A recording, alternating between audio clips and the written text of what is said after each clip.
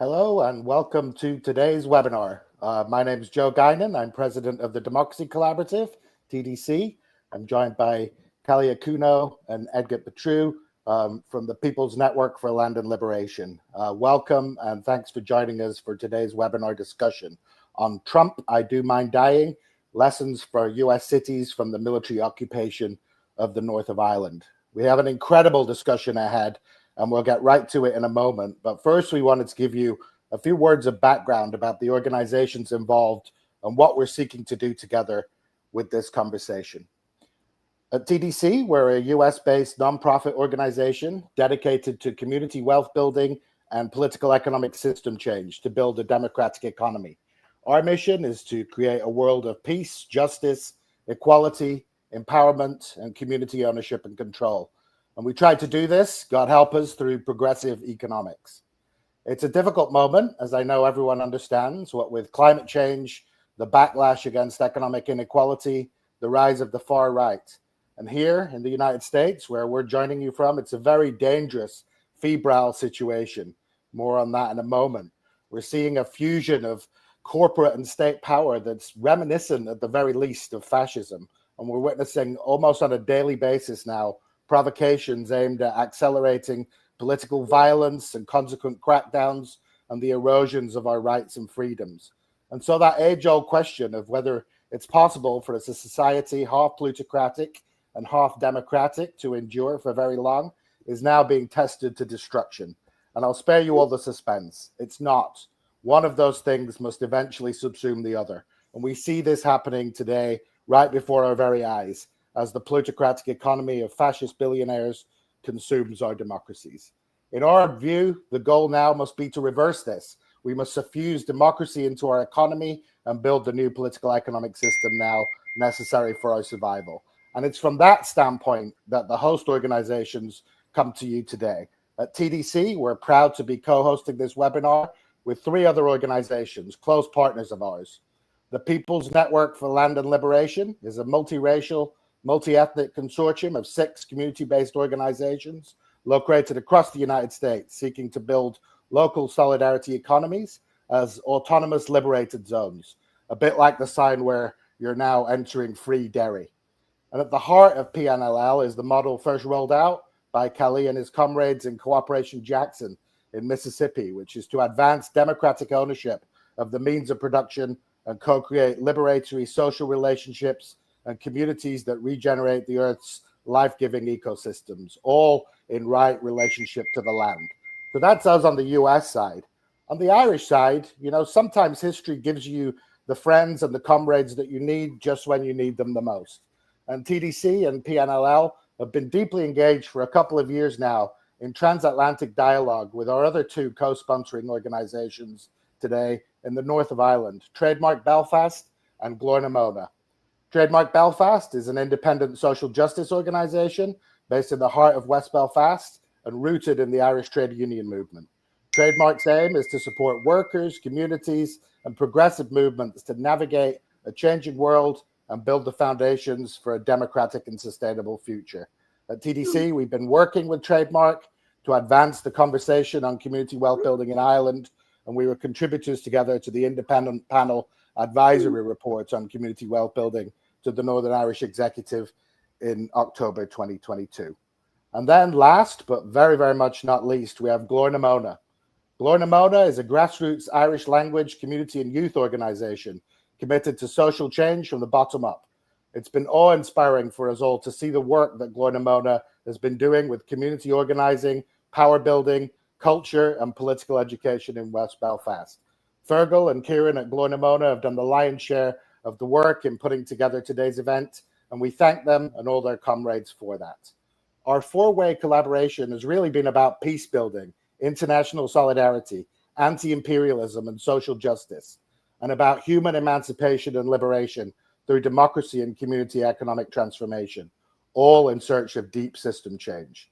And it's clear that the current system is not merely failing, but is no longer prepared or even able to let us all live and let live in this era of militarization, war, and the management through violence of what are beginning to be termed and categorized surplus populations, which if you really look into it, eventually means the vast majority of us. So we're coming together today in a spirit of urgency and to establish ties of international solidarity in a moment of great political peril. With National Guard troops moving into Black-led cities in the United States, this webinar will be the first in a series of dialogues with activists from around the world that have confronted hostile military occupations of their own cities and communities by military dictatorships or settler-colonial regimes.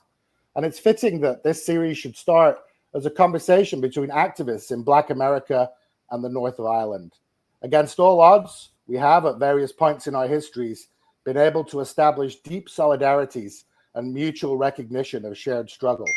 In the 1960s, the civil rights movement in America was the direct inspiration for the civil rights movement in the North of Ireland. Then Bernadette Devlin McCalskey replayed the compliment when she was given the key to the city of New York and then turned and gave it to the Black Panthers. So the black and the green, the one struggle. Add in a few reds, and I'm sure there are plenty of them here today, and a few whites, and you even get the colors of the Palestinian flag. That's another cause that we have in common. And so thank you for joining this conversation about international solidarity and shared struggle. For myself, my own part, one thing I am very certain of, we are going to need each other more than ever before in the coming weeks and months and years of our struggle to build a better world beyond fascism and war. Welcome, and let me turn now to Kalia Kuno and Edget Batru of PNLL to introduce themselves and set the table for this conversation. All right, well, thank you, Joe. That was an excellent breakdown. Good modeling. So I'll start. My name is Kalia Kuno. Many of you on these airways probably know me from other initiatives trying to educate, the broad public about issues of economic democracy, social justice, climate justice. But today we're really going to focus in on dealing with the growing threat that our cities are facing on account of Trump and the MAGA movement. So I'll start and then kick it over to Edget with just a bit of framing, just on our part, and to just keep it short. There's so much to say, and there's every day, kind of, I think we all are waking up to new threats, just new deranged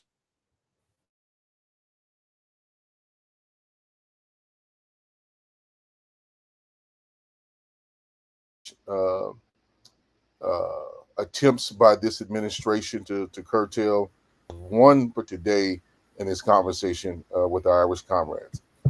One of the things to really, I think, understand and grapple with is that right now in the United States, in effect, we have one party rule. The Republicans control the executive branch, they control the legislative branch, and they control the judicial branch. And Trump in particular is publicly and very openly trying to ensure that there's one party rule indefinitely. And so the Trump regime is planning on controlling the outcome in particular of the 2026 elections and beyond. And this is not something that we are making up. This is something that comes directly out of his own mouth. He said on several occasions that the 2024 election was the last one that his supporters would have to do and that he would take care of the rest. That's not something that he said lightly.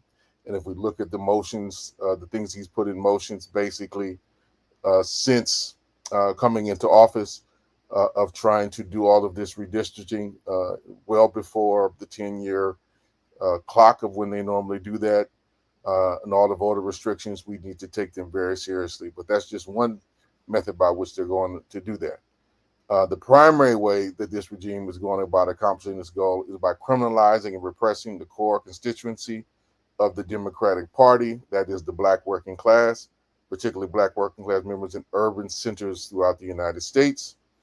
To this end, the Trump regime has ordered the military invasion of several urban cities that have Black working class majorities and or Black political leadership, including Los Angeles, Washington, D.C., and Memphis. These invasions deploy elements of the armed forces, in particular the Marines and the National Guard, but also Homeland Security, the FBI, ICE, and several other quote-unquote federal law enforcement agencies.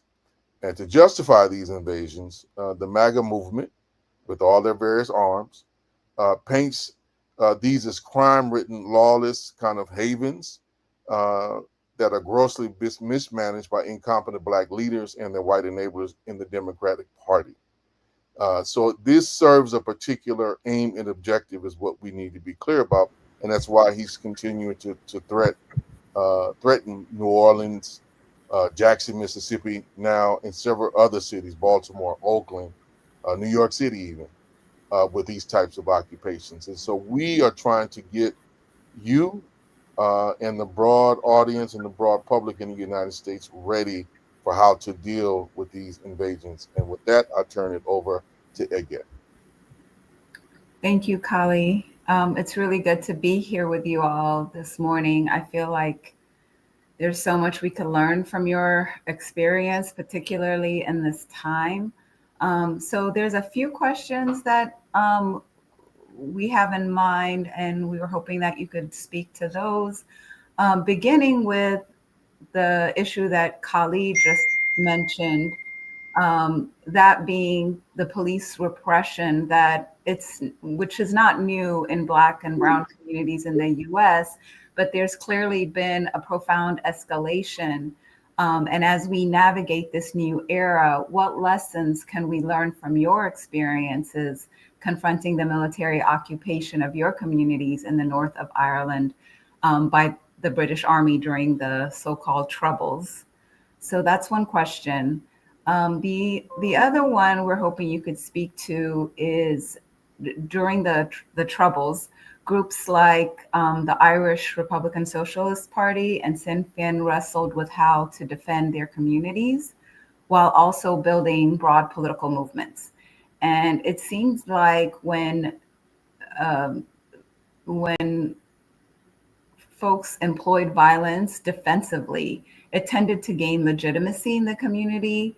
However, when disconnected violence occurred, it often further isolated groups.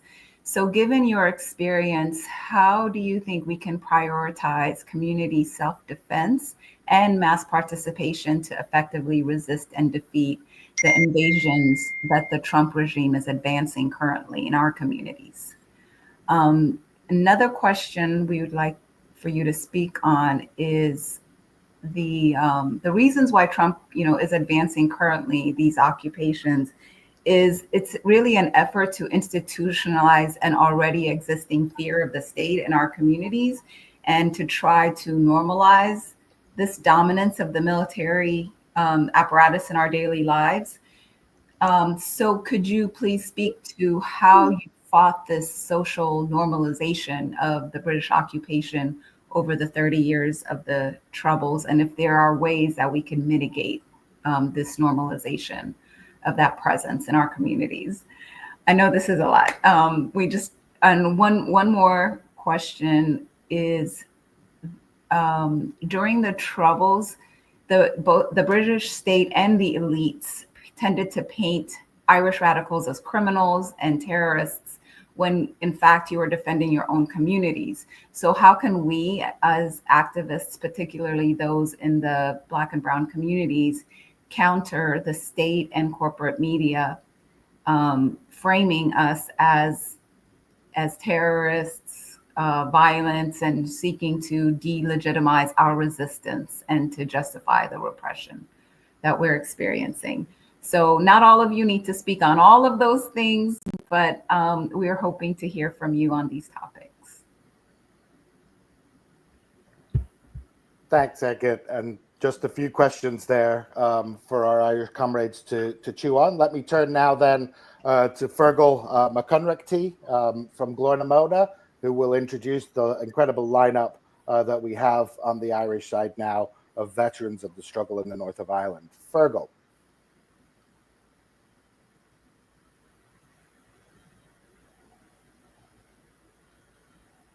Of our four speakers, that we have lined up here, and then we can hear from each of them, one after the other. They're going to speak for about 5 minutes or so, and hopefully address some of the questions that Edgar has raised there. So firstly, I'll begin with Fergus O'Hare.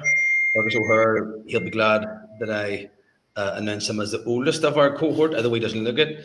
Fergus is a socialist grassroots activist going back over 60 years, who played a leading role in the civil rights campaign in the late 60s and early 1970s. He was a leading figure in the anti-H block prison struggle, and later on he would establish Manskull First and Radio Falsha, two very well-known Irish language projects in the city. He was also an elected councillor in 1981 as a founding member of the People's Democracy movement.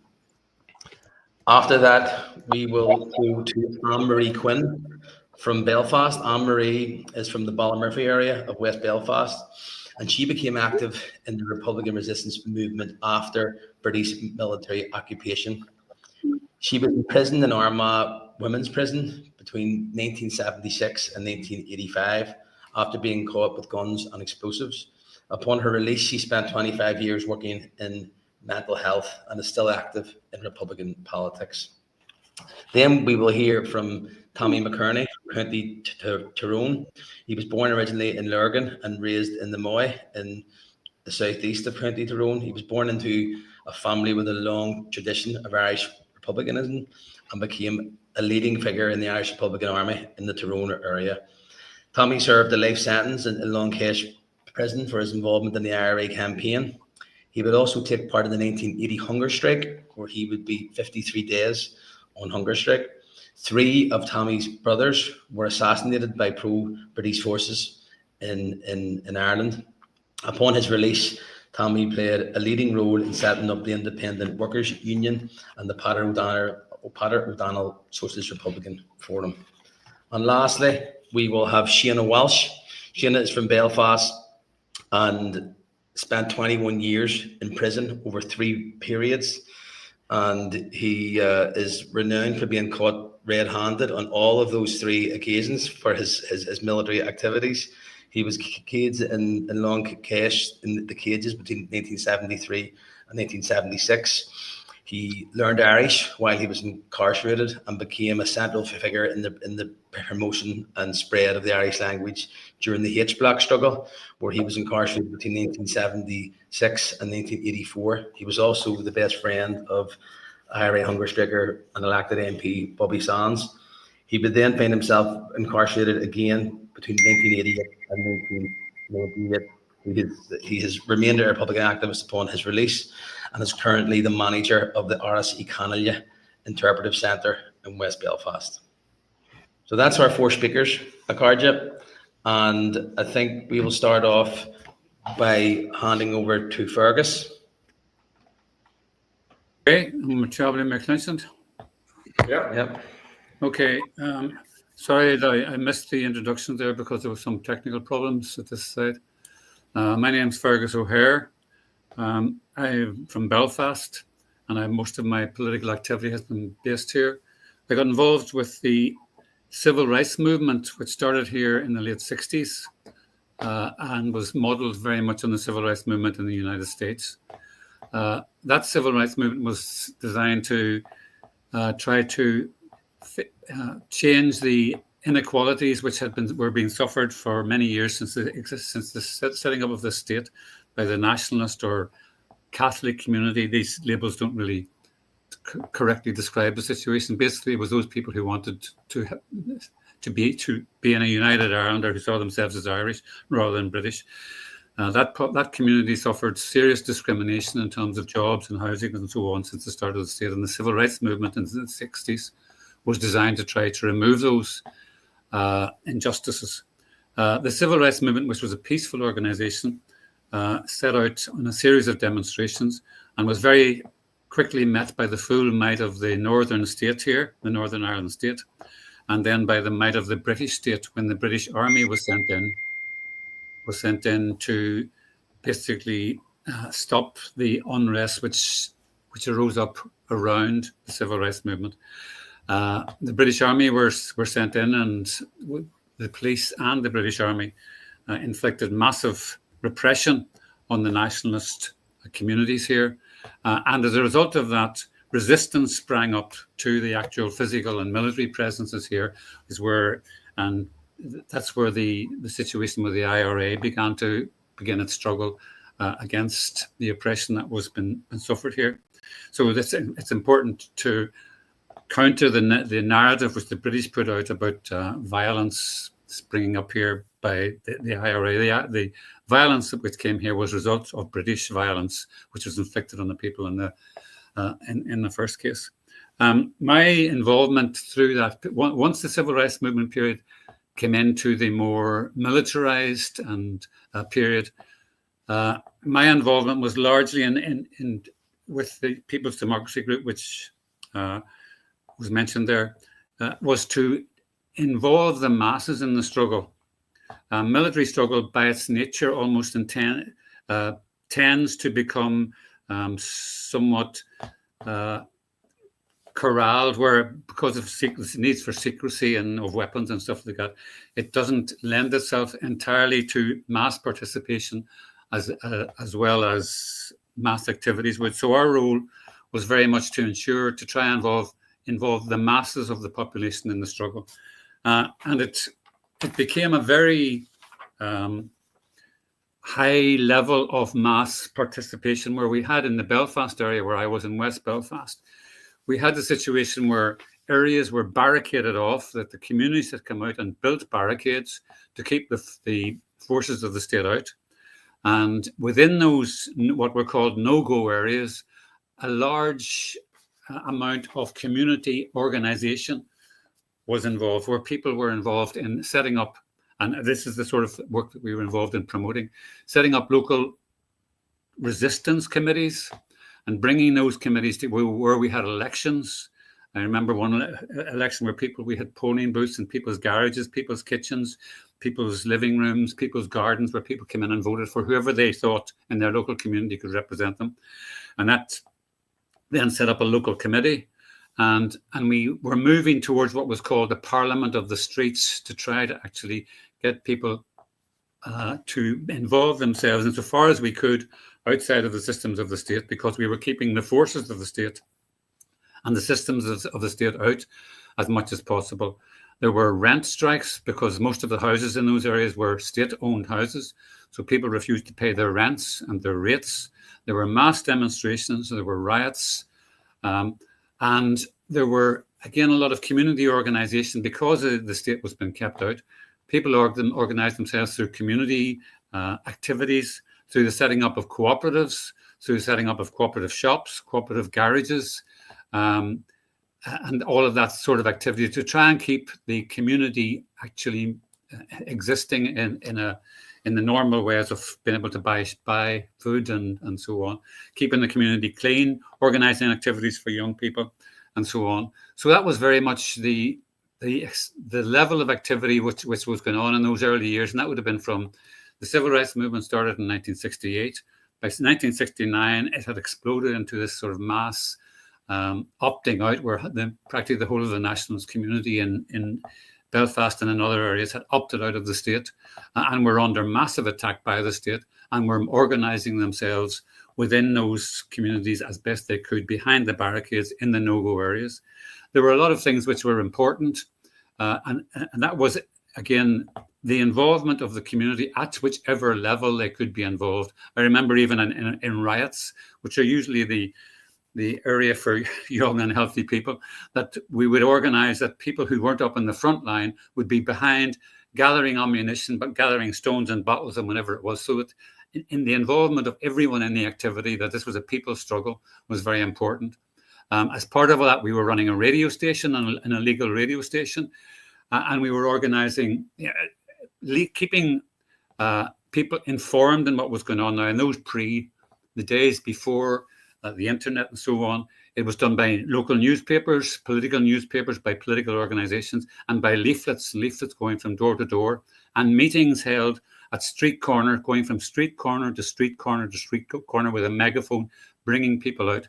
Now, I think today, That has largely been lost, where people tend to use the internet and social media for organizing. I think there's a strong argument for actually getting back to that level of going door to door, insofar as it's possible, in whatever situation you're in, because it gives that physical, personal contact with people, where you're going door to door, you're talking to people, and you're getting them involved in the organization.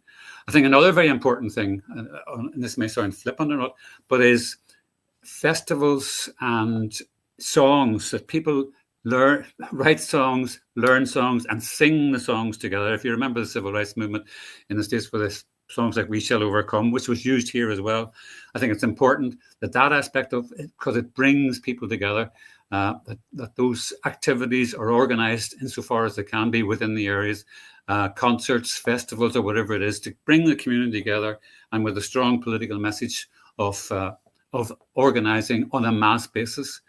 So that was largely that went on now during the whole period of that massive uprising after the civil rights movement. Lots of people were being killed. There were lots of people killed. There were hundreds of young people in jail, either through trial or with no trial. They were thrown into jails, and there were mass demonstrations around getting those people out and so on. So I think the lessons that I would bring, insofar as they're applicable, is in mass involvement, contact with the people, explaining to people what's going on, trying to get through from the nonsense and the publicity that they're reading from the mass media or from social media, to actually contact people and explain to them what the reality is, what's going on, give them hope, give them ideas of what can be done.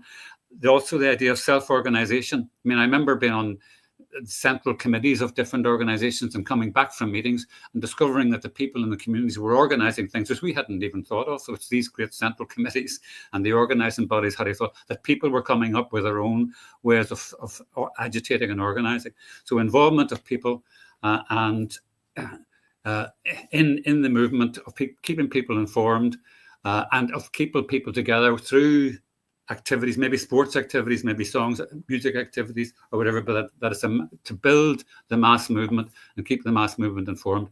I think would be the message that I would try to bring out from what the experiences we had. And obviously every situation is different and people have to try to apply the different lessons in their own circumstance. But I think that if there's an overriding approach, that would be the approach that I would take. It's involve the masses. We are the many, they are the few, and keep the many as involved as they can.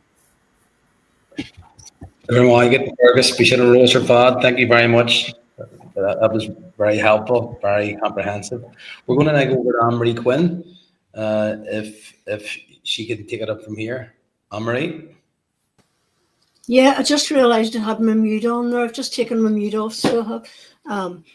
Hello, I'm AnnMarie Quinn. I'm from West Belfast area of Ireland, and from an area known as Ballymurphy.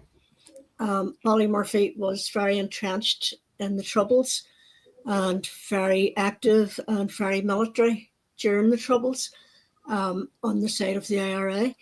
I'll go back to when it would have started for me. It would have been 1969 when my father and other men were jumping in lorries going over to Bombay Street and to North Belfast to help people out of their homes, to move from their homes who were being burnt out.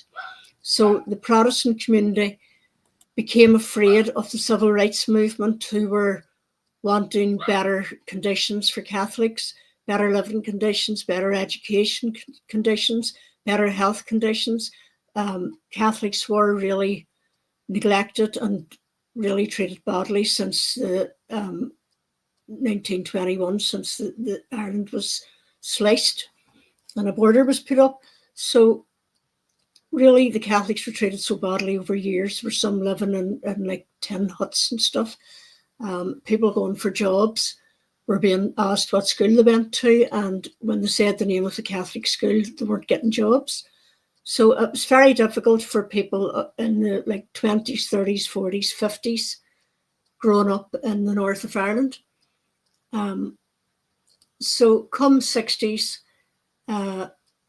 the likes of Fergus O'Hare and People's Democracy and the civil rights community began agitating and asking for rights.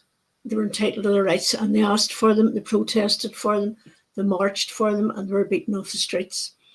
I would remember that now when I was 10-year-old, and the British Army were sent in 1969 to our areas, and they were sent in and they again joined forces with the loyalist Protestant community and to beat Catholics down and to stop us getting any rights at all.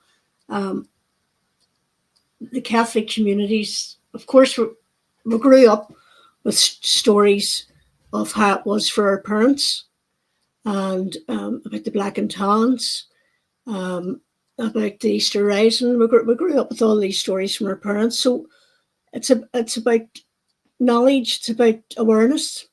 I think we were all very self-aware. And I would find even in today's society, people who have a strong identity, seem to do better in life. They seem to go forward more positively than people who are brought up in denial of anything happening, anything going wrong, of society being wrong. If people aren't brought up with a societal interest or an awareness, they do fall back, they do fall behind, and they get very mixed ideas.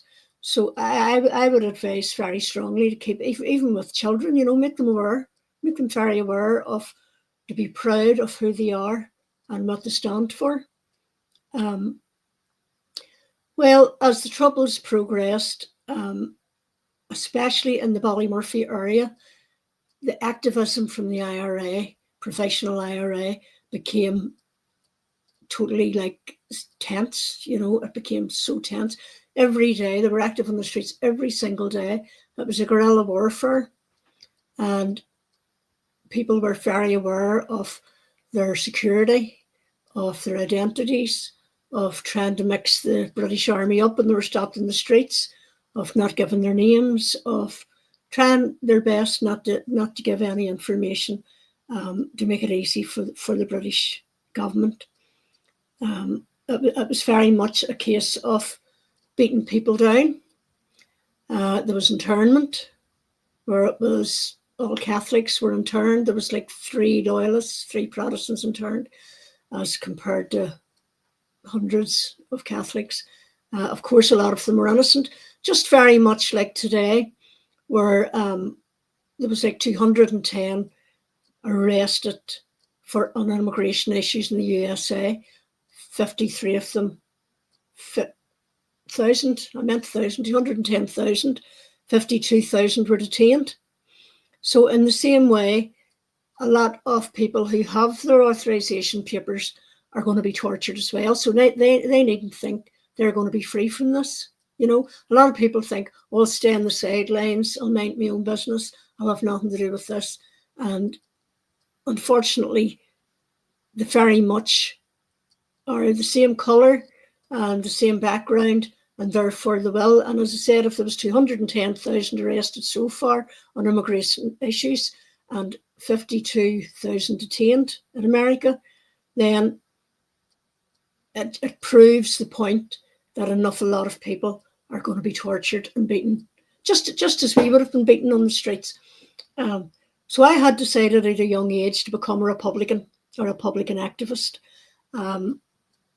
I was arrested in September 1976 with my comrade Paul Brennan, and we went on from there to be on remand and then to be sentenced, him to 16 years and I was sentenced to 12 years.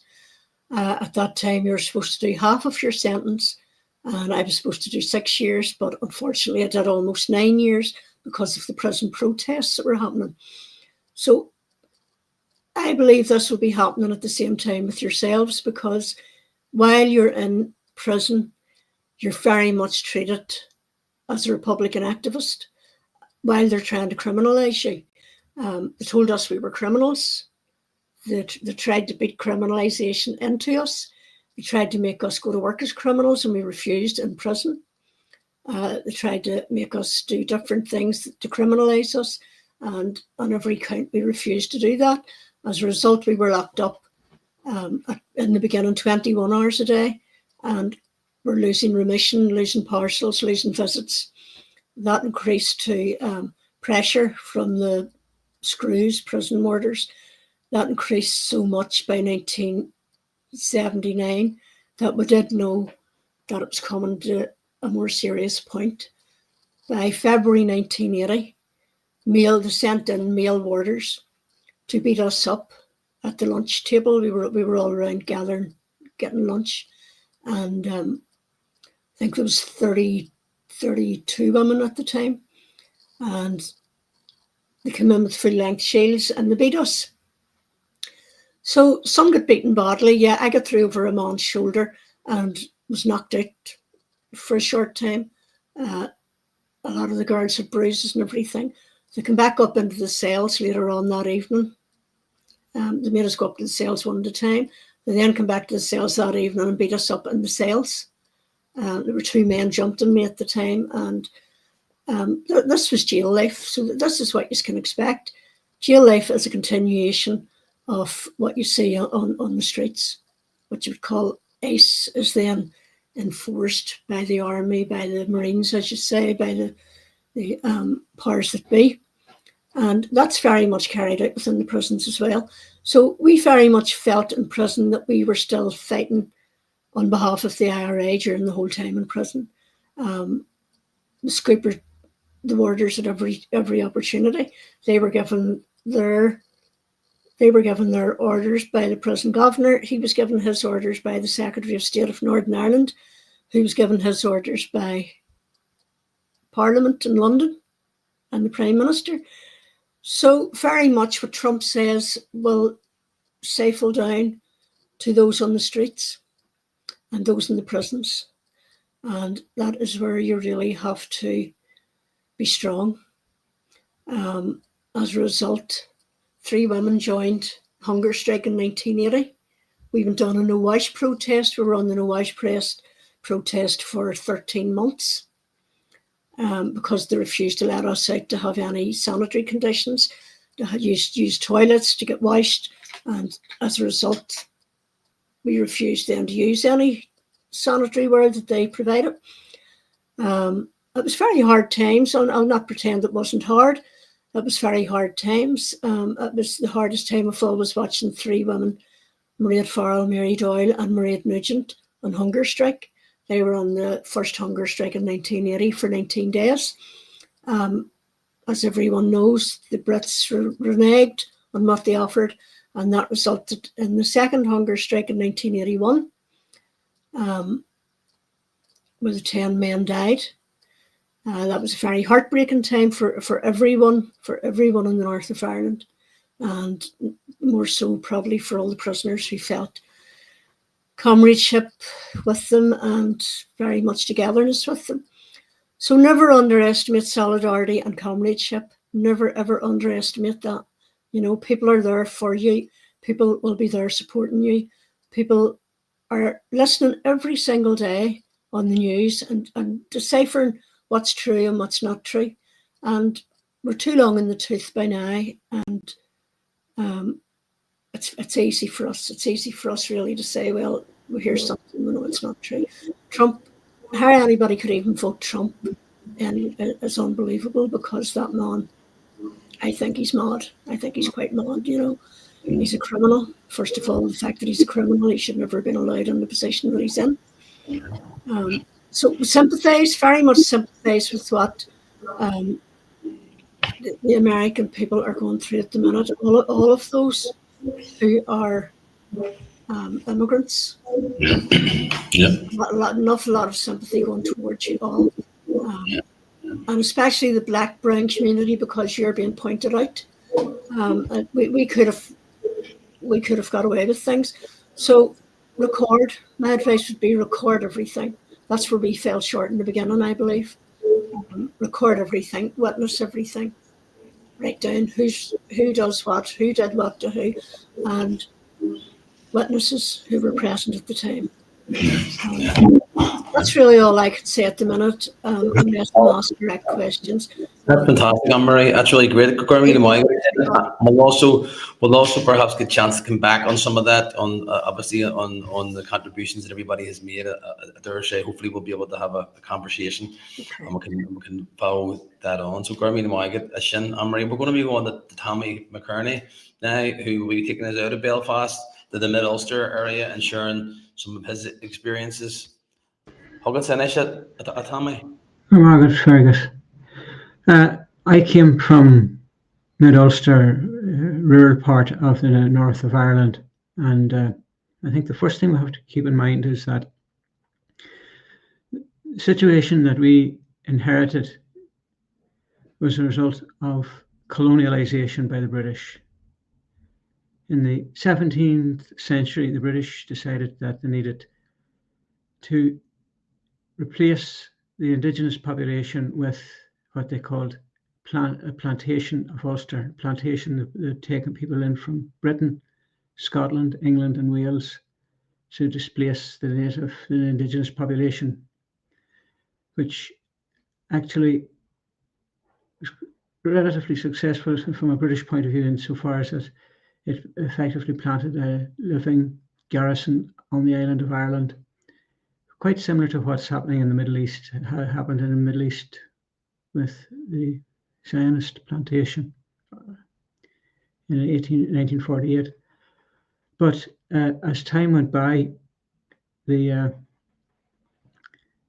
colonial settler situation developed to an extent that while the people who had planted or came from abroad settled down, become embedded, it was still very possible, particularly in parts of where I came from, to see the effects of that settlement, where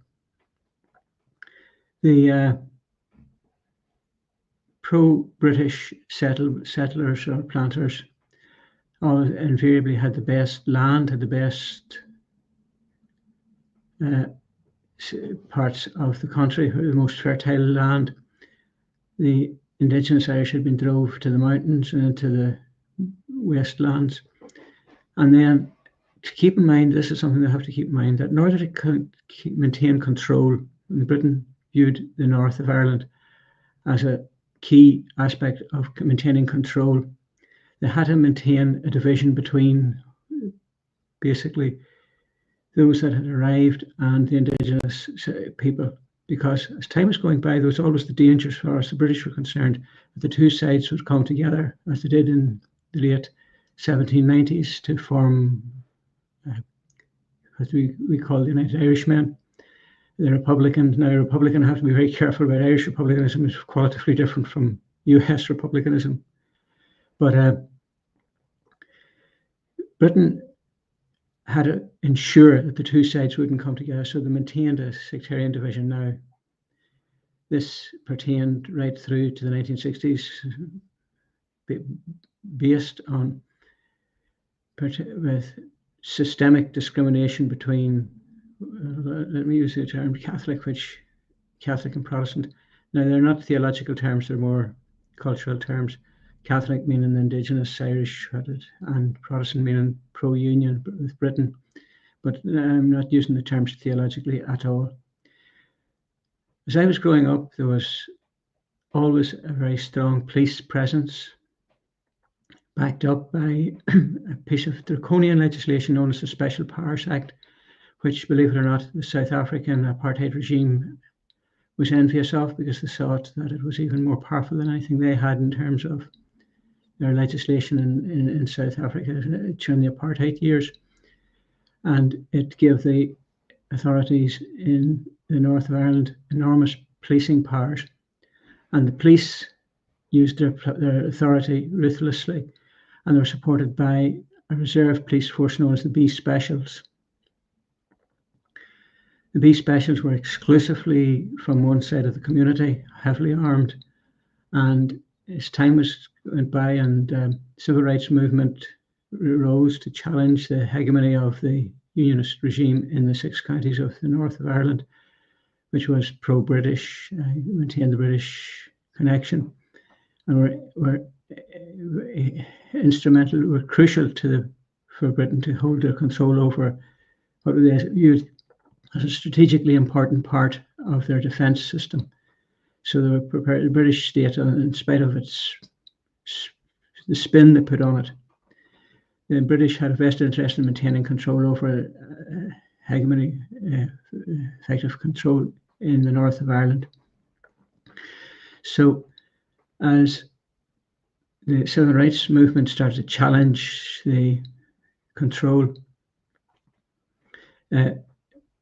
coercive legislation and a heavy hand was brought in to bear, and not only a heavy hand, but they began to use their brutal force, particularly in Belfast, which for the best part of a century or more had been effectively the Catholic population of Belfast were held as hostages to the good behaviour of the rest of their Catholic brethren in the rest of Ireland, particularly in the north of Ireland. But one of the things that strikes me very clearly is that not only did the British Army arrive the British Regular Army was always here, but with the outbreak of the civil rights movement and the response from the Unionist regime and bloody attack on the population that was promoting the civil rights movement, lethal attack, that the regular British Army was increased in the north of Ireland and expanded. But in order to maintain the divisions, it was a ruthless, cynical ploy.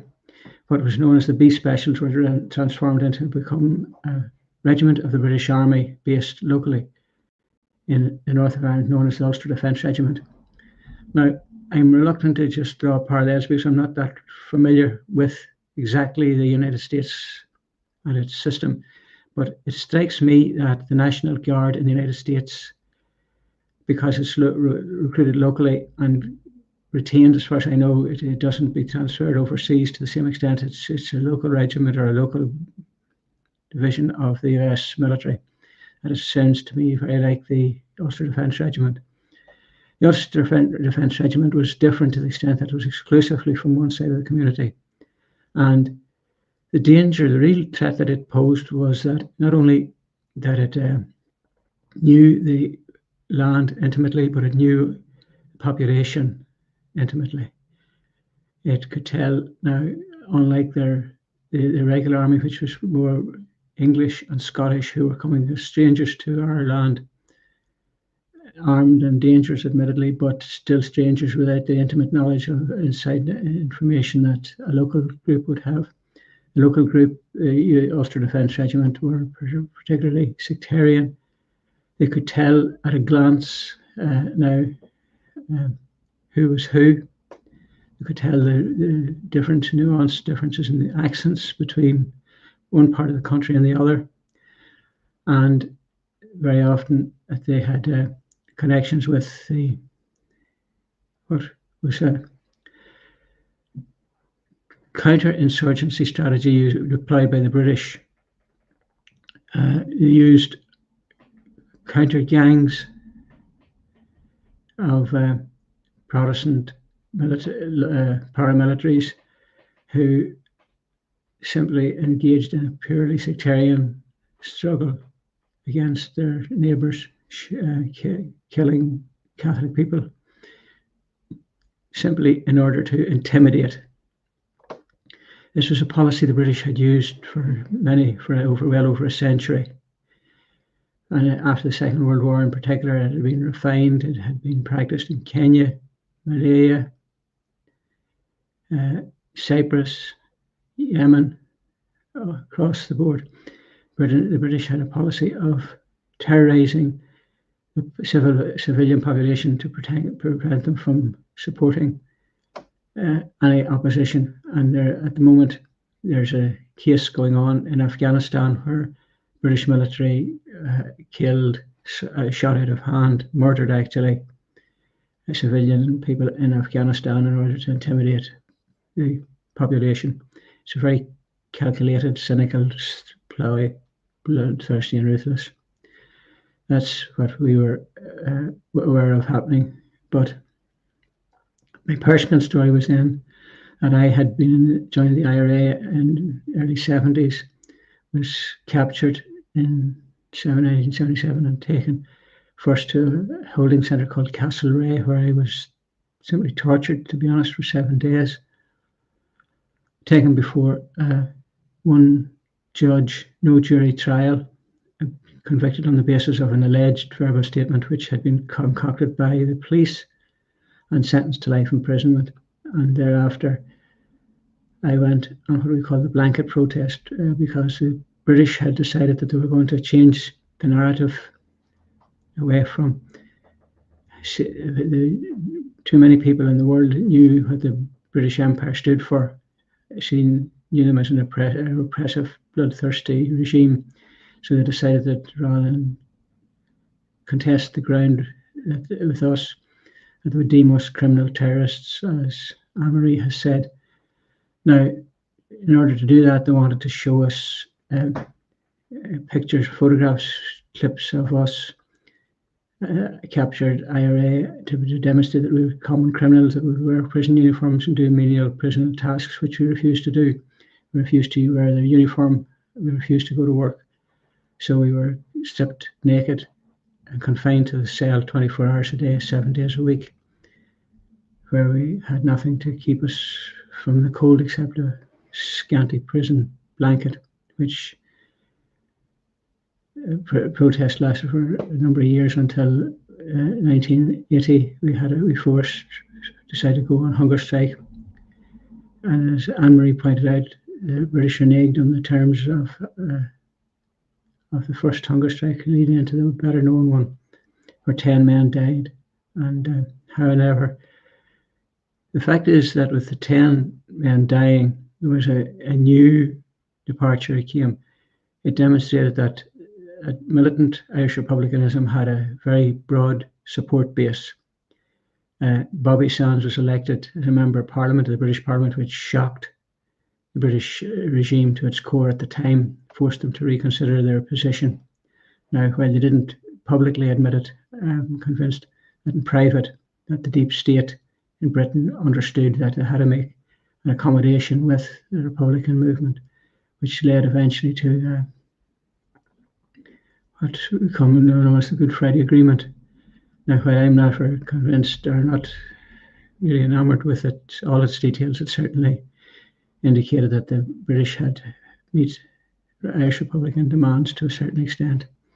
But without getting into Ireland's finer points, the fact remained that Britain continued to use its military against the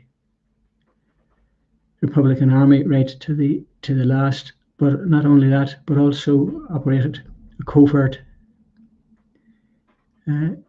anti or counterinsurgency strategy, where it deployed its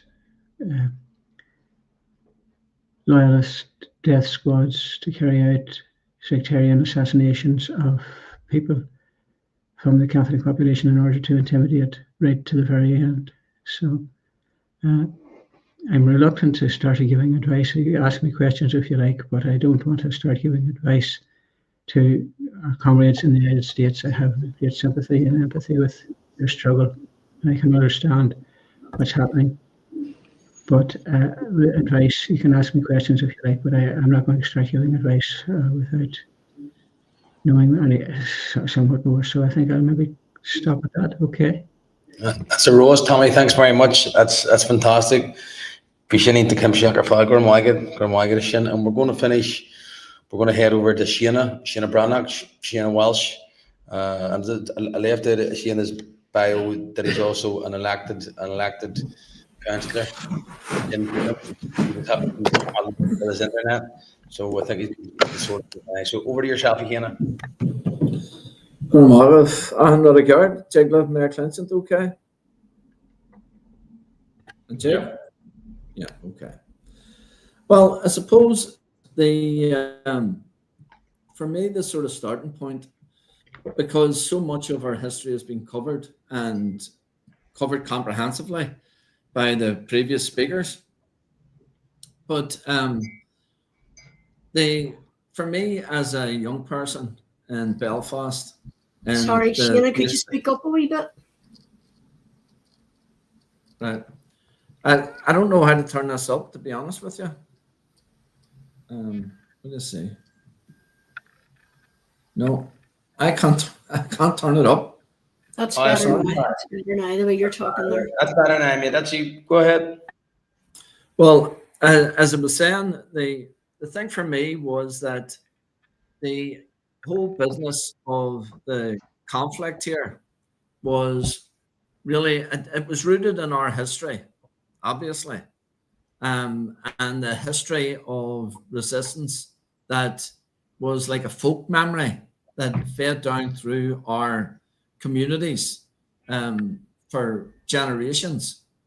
However, until the 1969, with the burning of streets in Belfast by the forces of the state, along with their loyalist allies, and then the resistance that emerged from that. For me, that was my real starting point. There was no history of republicanism in my family. There was no that I knew of. We heard stories at our granny's knee of how our communities were defended in previous years, but there was no sense of an organization, armed resistance in our areas. And so from the very early days, once the loyalist attacks started, once the confrontation started with the British Army, it was then that I really sort of became educated. And you know, the internment and what followed was very, very clearly, you know, it was very clearly what was wrong with the state here, because we had the previous attempts by loyalists to create an emergency by attacking the infrastructure, the electricity pylons, and the water provision to Belfast. And they disguised it as attacks by a nascent, a non-existent IRA. And what you had then was the forces of the state accepted what was going on, but portrayed it. They knew who was involved in it, but they portrayed it as some sort of an assault by the Republican community, by the IRA, in fact, as a pretext for clamping down on the nationalist areas. So there was always this culture of resistance, as far as I was concerned.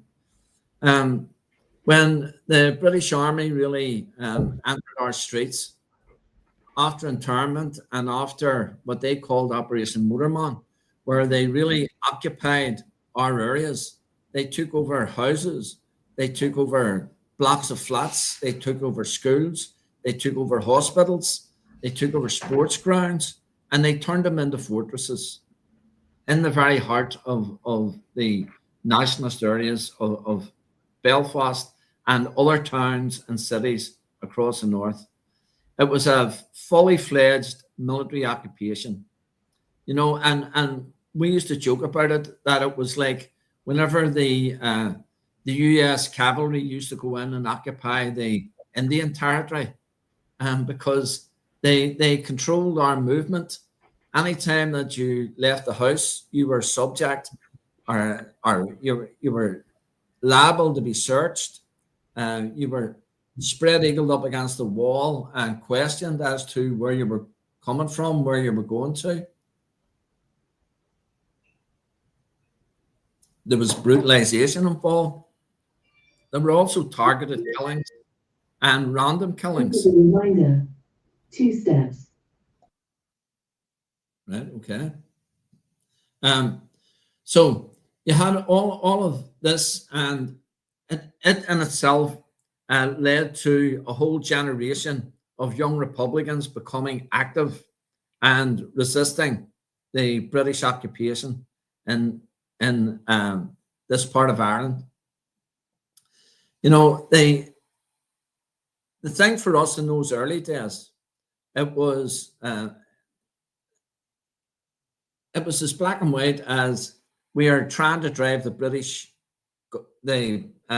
Army into the sea. And whenever I ended up in jail in the early 1970s and watched, in 1975, we watched on our television screens Vietnam and the resistance of the Vietnamese people. We watched the American troops being driven out of Vietnam.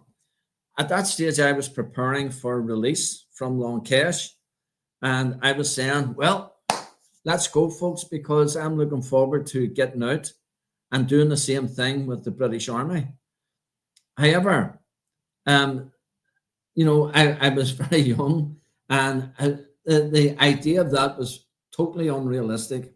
And I say that in the sense that the IRA in the 1970s, the IRA in the 1980s, the IRA even in the 1990s, the objective was not to drive the British Army back into the sea. The objective was to resist whatever attempts that the British were trying to implement to normalize politics here in the North, to normalize life here in the North, to defeat the Republican resistance. And therefore, the strategy for us was simply to continue to resist. That was our objective, to continue to resist whatever attempts at a quasi-political solution they attempted to put in place. It was our job to resist that. It was our job to knock that down and allow them to come back with a different one, and then we would knock that down until they arrived at the position where they accepted that they could not rule this place like a military occupation. Now, that is me sort of condensing and really sort of pushing things,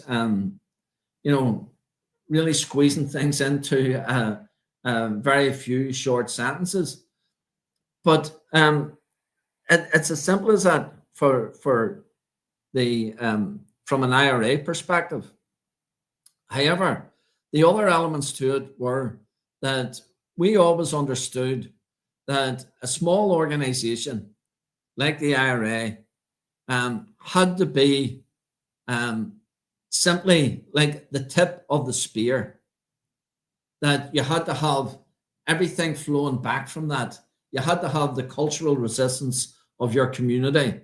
You had to have your all the different elements of resistance, political, social, cultural, as well as military. And that was what we could use, what we could implement to break the will of the British to remain in this part of Ireland. And you know, an early stage, I would say in the early 70s, we understood that if all you had was a small group of, no matter how well armed, no matter how well trained, no matter how effective, if you had an IRA cell or an IRA commando unit, if that was all the resistance that you had within your area, it could quite easily be dealt with by the British through internment, imprisonment, assassination, and therefore the resistance had to amount to much, much more than simply the point of the spear. So Fergus talked about the community resistance. We've heard about the idea that, you know, you had to have, we actually had to develop our own economy in West Belfast as well. We had to develop our own society, which was outside what the British had here. And I suppose that the biggest problem that we suffered in the later years was the normalization of the emergency situation that we were living in. Because what it's, you know, anybody walking onto the streets of Belfast for the first time in the 1970s, 80s, or 90s, and seeing the British Army going about their work, pointing their rifles into people's faces, dragging people from cars, smashing people's homes. You know, they, what is going on? How is this happening? And yet, that's what happened every day of the week, and to a large extent, it became normalized. And it was a really sort of a crazy situation if you think of it. But in terms of, you know, what Tommy said, I feel a lot of sympathy with, you know, we aren't here to, or I don't feel that it's my job to tell you guys how to organize your own resistance, how to organize your own struggle. I will tell you, if you want, I will tell you how we countered the actions of the British. But I won't tell you how you got to do it. That's entirely up to you guys. You guys have to figure that out. You guys have to learn from other people, obviously. But it's not our job to tell you what you got to do. So, Kaponasak, Shin Misha, Shin Misha. Gurmon, I got a Hina, Bishana Rose or Fad. That's great. I just seen in the chat coming through there a mention of Tommy McKearney's book. Apologies to Tommy, Garag me Shinamak, Tommy's book, The Prisoner IRA from Interaction to Parliament, published by Pluto Press in 2011, is worth purchasing for anybody who wants to get a longer description of some of the themes Tommy spoke to there. We're going to now hand back to Callie and Edgit, who are going to take over the moderation from here and perhaps steward the conversation from this point on. So over to yourselves, comrades. Thanks, Fergal. Just trying to take all of that in. Number one, thank you all for sharing, you know, your experience. Never like trying to ask folks to kind of recount a lot of the trauma that, you know, you experienced. So again, thank you all for sharing, and definitely resonate with the last point, that we are going to have to figure out how to deal ourselves with this. And the point of this, you know, starting this today, this conversation, and others that we want to follow, is just really, you know, for a U.S. audience, particularly I think a younger generation who were not alive, you know, to kind of witness, at least from how it was portrayed anyway, you know, like the hunger strike. I remember watching that, you know, as it was covered on TV from an American perspective, you know, which is filtered through a British perspective. But so trying to kind of draw some of these lessons as the democratic space here shrinks, you know, and as more attacks and provocations, you know, come our way, which we see more and more with how the various forces on the right are trying to hone in, particularly on quote unquote the left, and say that the violence, all of the violence that's being perpetrated in this society now is somehow coming from the left, as if we don't, you know, recall all the horrors visited upon the Black community, not in the distant past, but we can remember the church shooting, that took place during Trump's first administration, and many other things. Again, thank you, for all of that. Hopefully, the audience is listening and putting in context. And I think one of the more important pieces that we really also, I guess, in the follow-up series, want to really get into was after all that. What is the work to organize the peace? Because that is a critical piece that we are going to have to try to figure out to try to avoid, major kind of civil disruption and violence in the United States, to make it less acute than it appears that the right is really aiming it to be. And how do you kind of rebuild, have dialogue across differences? Those are some lessons that we also, I think, want to draw up and deal with, but that may be for another time. But I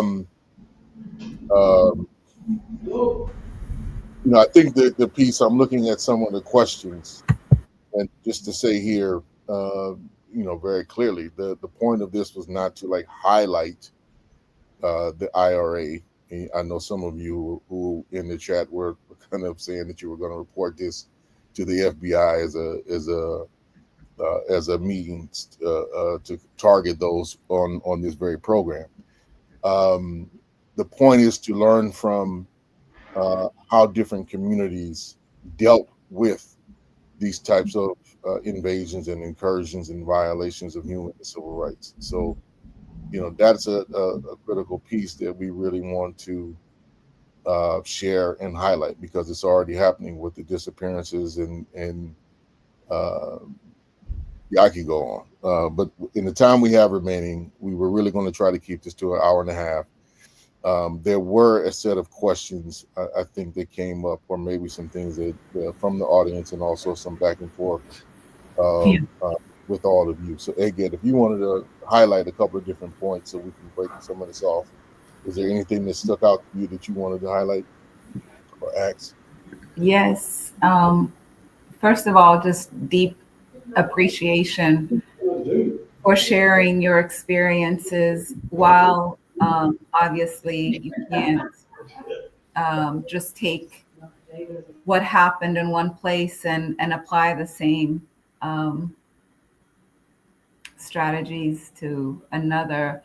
I think there's so many similarities because, ultimately it's about colonization and oppression of nationalities, which is usually done, in similar ways. So I really, and it's not just, learning about those things, but it's just so inspiring for us to know that you can experience all of the repression that you have and remain steadfast in your commitment and continue to engage. It means very so much to us, especially right now. So just much gratitude to you all. Some of the questions that have come up are, one is the issue of divisiveness amongst folks in communities and movements that are trying to defend ourselves from this repression. How do we get past, the sectarianism or petty differences that kind of keep our communities stuck? So that's one question. And also, I think a couple of speakers spoke about how we can counter the normalization of this, kind of a military presence and fear and violence in our communities. But if there's any more that you can share about ways to keep people, to stop people from getting used to these situations and kind of adapting to them, but continuing to see them as for what they are.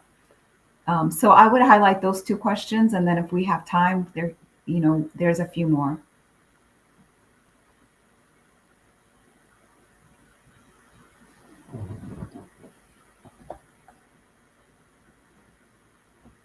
and it's not to any one in particular. So, the speakers or anybody who wanted to share.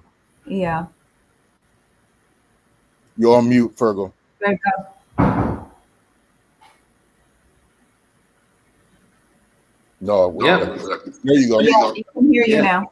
I was just going to direct, Edgar, I was going to suggest that I would direct that first question to Fergus, if Fergus is still with us here, which was Fergus looking at this idea of division and divisiveness and how in an intensive period of military occupation, sometimes it's hard to stop divisions, and how, because I know Fergus had 30 years experience of movement building, of mass movement building across different organizations and pulling them together and trying to find a cohesive unity of purpose. So perhaps Fergus, you could speak to that one, and then as for the second question, which was looking at how we can counter that narrative that this is normalized, perhaps the others could come in on that, or both. I don't want to be prescriptive on this. Well, that's it.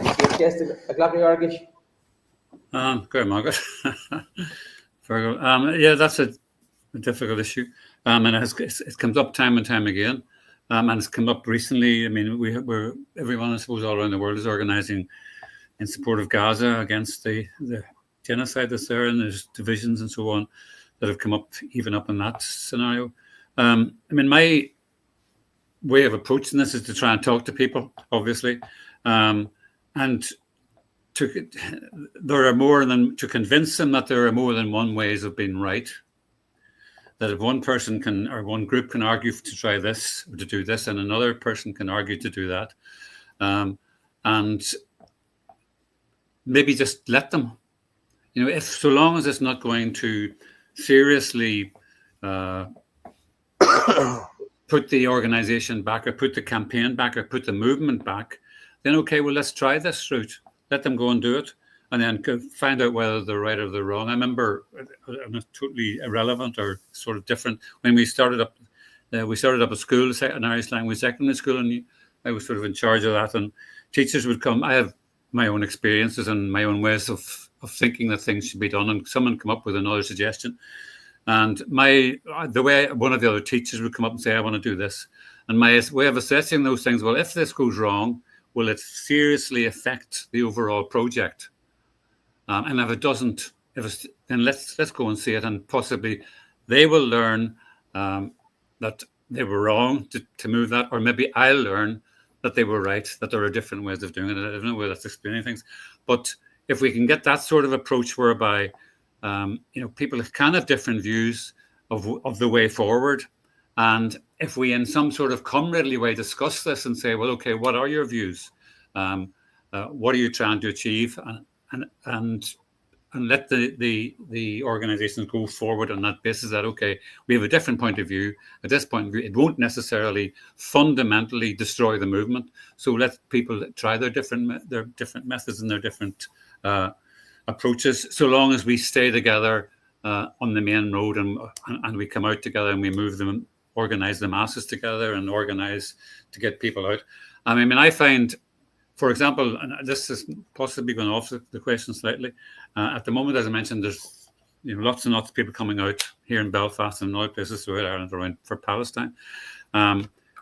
Inevitably, you have people coming out on marches and marches and marches, and I feel that we need, for example, that when you're in the middle of a movement, that it's important to make sure that you're organizing everyone who can be organized at whatever level they can be organized. So maybe marches are not suitable for people, for particular groups of people or whatever. Well, then what can they be doing in their own area? I mentioned earlier on, coming back from major meetings during the hunger strikes, when we would be planning major demonstrations and major activities, and come back to discover that local groups were doing their own thing. And I think that's very important, that people have the freedom to come up. I mean, I remember coming back from one meeting, and there was a group of people standing, praying for the hunger strikers. Now, I didn't personally think that was going to necessarily change anything. Maybe I was wrong, but that was the way that group wanted to show their support. So let them go and do that. It wasn't doing any harm. It may have been doing good. Who knows? And and so on. We come back and suddenly people were doing white line pickets, doing pickets in the middle, down the middle of the road, not blocking the road, just doing these, having posters and standing in the middle of the road. Cars were going up and down. That idea didn't come from any committee. That idea didn't come from any organizing group. It wasn't argued and discussed. Just some people decided this is a good idea. Let's go and do it. So sometimes a lot of this ideological splitting comes down to a tactical decision here or there. And some people may not think it's the right tactic, but it may not be the wrong tactic. So maybe we should all draw back a little bit and sort of say, well, okay, let's let people see how they write in their own way and producing different approaches and different tactics. I'm not sure whether that's very clear but I think that easing off, we have hard ideological positions and people take up hard ideological positions. And I think we need to try and back off from that in terms of this particular movement, whatever it happens to be, or whatever we're trying to achieve in particular circumstance. Then, provided, as I say, it's not going to fundamentally do damage to the whatever it is we're trying to do, that different approaches can be taken. I don't know whether anyone else wants to come in. On the other thing you were saying about what was it, keeping, I can't even read my own writing here. The normalization. Yeah, I find, I'll be very brief on this. I mean, I find I remember when we started off, we're teenagers, we're 16, we're 17, 18, whatever it is. And suddenly the civil rights movement came onto the streets. And I remember reading, for example, the thing that Tommy mentioned there about the Special Powers Act, which was a draconian law which they had here. It only was used every now and again whenever part of the population began to rise up and protest or to do something which sort of the state didn't like. So the rest of us were all living quite unknowing that this draconian piece of legislation was hanging over our heads to be used against us whenever the state saw fit. And I have it upstairs, actually framed, a copy of the Special Powers Act. And I remember sitting down and that been shown to me. For example, that the state can kill someone and they don't have to have an autopsy or give any explanation as to why they did it. These sort of draconian laws. And it was only when we saw that, we suddenly said, well, this has to be changed. So it's keeping people informed. It is looking, getting the message. I think sometimes it's very important how you present the message. And I'm sure we all know this. And I know I'm talking to people who will know exactly how to go about this. But to make the argument irrefutable, to develop your arguments so that they're clear and that they're absolutely, people can't come back and say, well, what about this, what about that? I remember, I'll be very brief about this. I remember Tony Benn, who was a member of the British Parliament, he's the father of the Secretary of State that we have now, who's nothing like his father, who's nothing in the same category. But I remember him being on a radio program and being asked about the sort of society he wanted, the socialism that he wanted. Do you want this Cuban model? Do you want a Chinese model? Do you want a Russian model? And he said very simply, when I go into a school and I see, or I go into a hospital and I see people being treated on the basis of their need, not on the basis of how much money their parents have, that's the sort of society I want to build. Or when I go to a school and I see children being educated on the basis of their ability, not on the basis of what how much their parents can afford. So no one, and the interviewer who was trying to knock him back, he couldn't argue, though. He couldn't argue against that. And I think we need to take that approach. Whatever the issues are, to hone the arguments and put them across and keep them in front of people. Keep talking, keep giving out leaflets, keep going on Facebook, set up radios, go on the radio stations and get the message out. And it's a continuous operation. Thank you. Thank you so much. Does anybody else want to come in on that? Yeah, can I just come in a wee minute? Just briefly, during our troubles, we kept everything very normal. We kept everything as normal as possible. Schools continued, everybody still went to school, everybody were still made to do their homework, everybody still played their sports, everybody still went if they could in the local area, went to dances, singing. You see everything that's normal that you do normally, do that normally. And as my father always said, multiply and educate, and that's the way forward. Okay, I think that's it. Fergal, just a comment. Take that make sense? Yep, go ahead. Yep. Okay, it was simply to emphasize the stuff that Fergus had mentioned earlier, where he talked about information and explanation being crucial to everything that you're doing, that people have to know. If you're asking people to do something, there has to be a good reason behind it. They have to have a good understanding of why they're doing it. And information about what the nature of your campaign, whatever your campaign happens to be, an agreement around it, you know, like and if somebody else can talk about the way that we were able to pull the sort of the 5 demands together, because whenever we talked about we want political status, well, people are saying, what does that even mean, political status?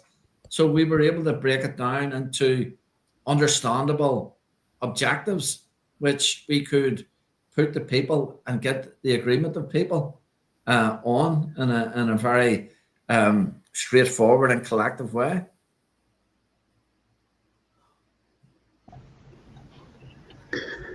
Cut Boots, Tommy, do you want to come in on that? Just briefly to reinforce what the 2 or 3 previous speakers have said. I think we're talking here about political education, to be exact.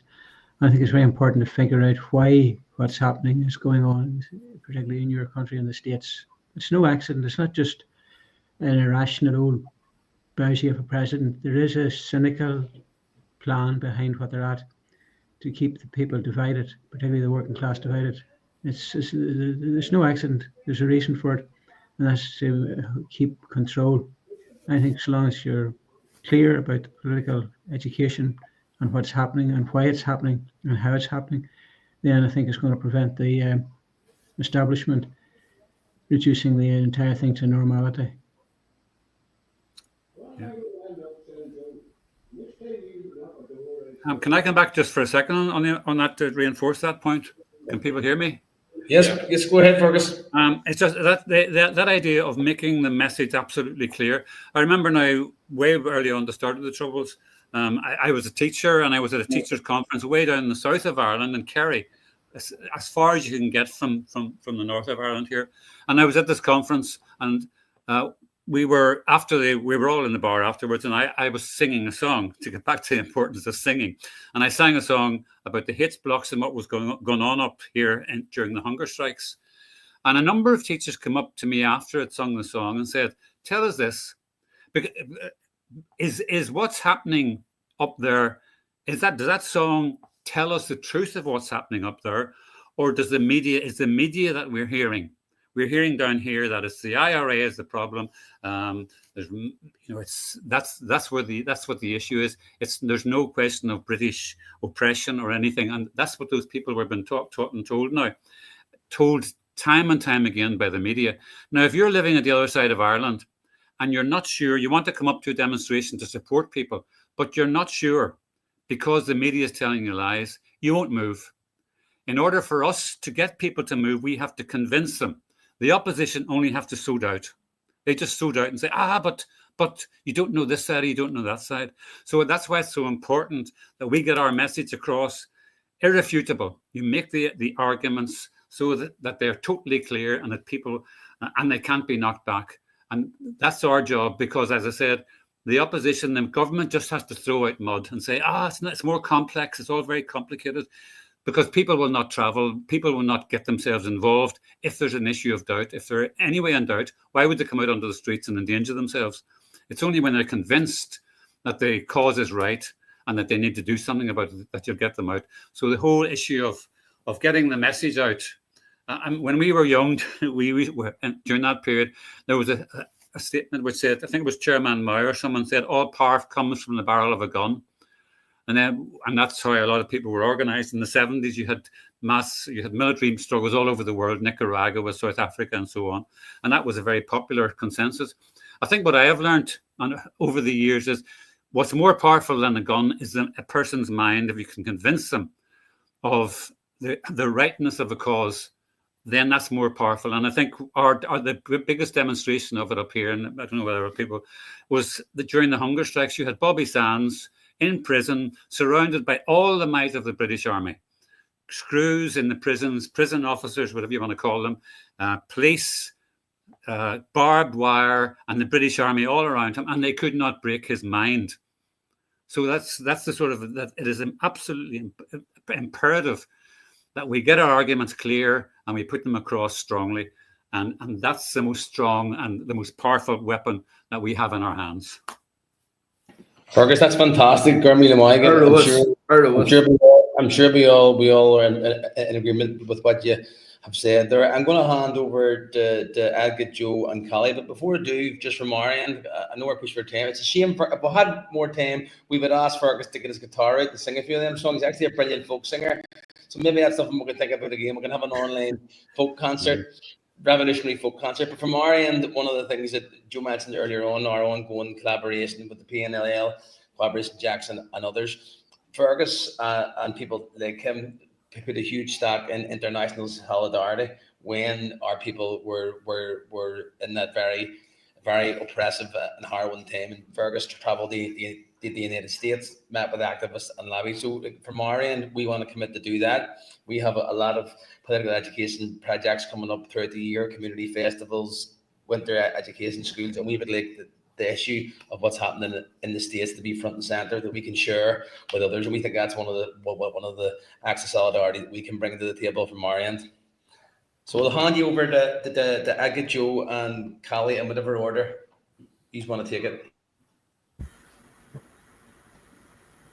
Thanks, Fergal. Tandy, if there's a way that you can get us all back on the screen just for us to do a closeout. But while that is happening and trying to pull us up, we want to thank everybody who spoke. We want to thank Lord Mona and Trademark, for sharing this history, for providing context, providing some of the lessons on how you all dealt with the British occupation of the 6 counties. And it's up to us to kind of draw some of the lessons, and impart this and do the broad level of organizing in our community in the days, weeks, months, and years ahead towards, combating this ultra-reactionary movement and building a new world. I mean, that's the task that's ahead of us. And, just want to remind, the audience that this is the beginning of a series of exchanges that we really want to do, with comrades all over the world who have fought, fascist regimes, right-wing authoritarian dictatorships, really oppressive monarchies.